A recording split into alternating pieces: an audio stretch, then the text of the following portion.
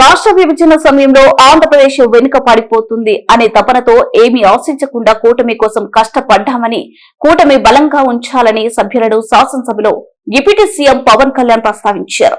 ఈ సందర్భంగా పవన్ కళ్యాణ్ మాట్లాడుతూ 2014లో విభజించిన రాష్ట్రం నష్టపోకూడదని కూటమికి మద్దతు ఇచ్చానని, 2019లో కలిసి ఉందామనుకున్నాం కానీ అప్పటి పరిస్థితుల వల్ల కుదరలేదని అన్నారు. అయితే 2024 ఎన్నికల్లో పార్టీ పరంగా వెనక్కి తగ్గింది.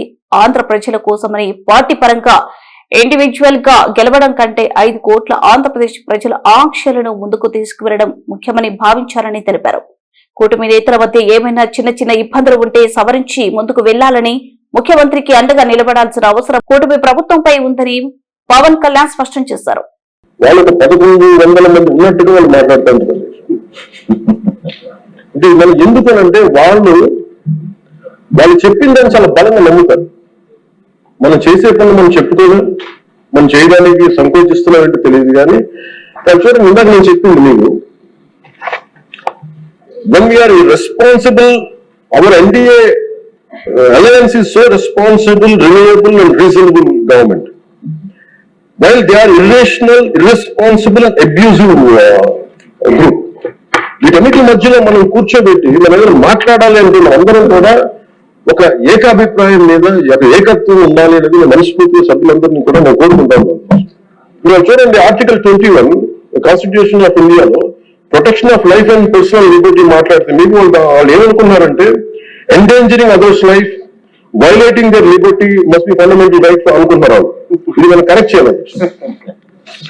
అలాగే ఆర్టికల్ 19లో 1A all citizens have the right to freedom of speech and expression అంటే వాళ్ళు ఏమనుకున్నారంటే పెద్ద it is right to abuse others అనుకున్నారు. ఇవన్నీ కరెక్ట్ చేయాలంటే మటుకు మనం చాలా బలంగా మనలో మనం ఎలాంటి పొరపక్షాలు లేకుండా, మనలో మనకి ఎలాంటి గొడవలు లేకుండా ఉంటే తప్ప ఇలాంటి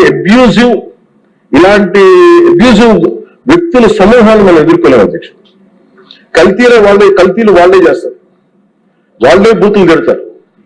ఎలా ఉంటుందంటే హిందీలో చెప్తారు, ఉల్టా కొత్త వాళ్ళు కూడా అంటే దోపిడీలు చేసే దొంగ పోలీసు వస్తే పోలీసులు దొంగ నడిచాడు. వాళ్ళే తిట్టి వాళ్ళే అబ్యూస్ చేసి మళ్ళీ మనం తిట్టామని చెప్తారు. కల్తీలు వాళ్ళే చేస్తారు. కానీ మనం డిఫెండ్ చేసుకోవడానికి irrespective of we are from different parties, మనం విభిన్నమైన కుల సమూహాల నుంచి రావచ్చు. కానీ బట్ రాష్ట్ర ప్రయోజనానికి మనందరూ ఒకే గలంతో ఉండాలని మనస్ఫూర్తిగా మీ ద్వారా నేను అందరూ ఉండాలని కోరుతున్నాను. నాకు ప్రజల ఆకాంక్షలు ఎలా ఉంటాయో తెలియదు, ప్రజల ఆశయాలు ఎలా ఉంటాయో తెలియదు.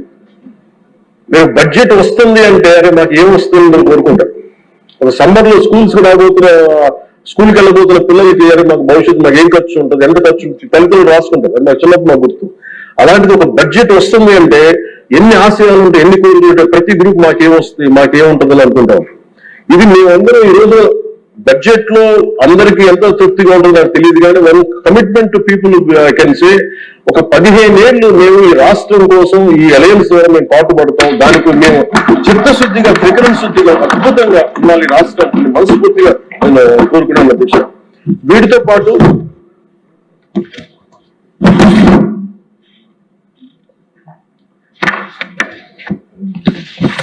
నేను ఒకటి మీ దృష్టికి తీసుకొస్తా ఉన్నా.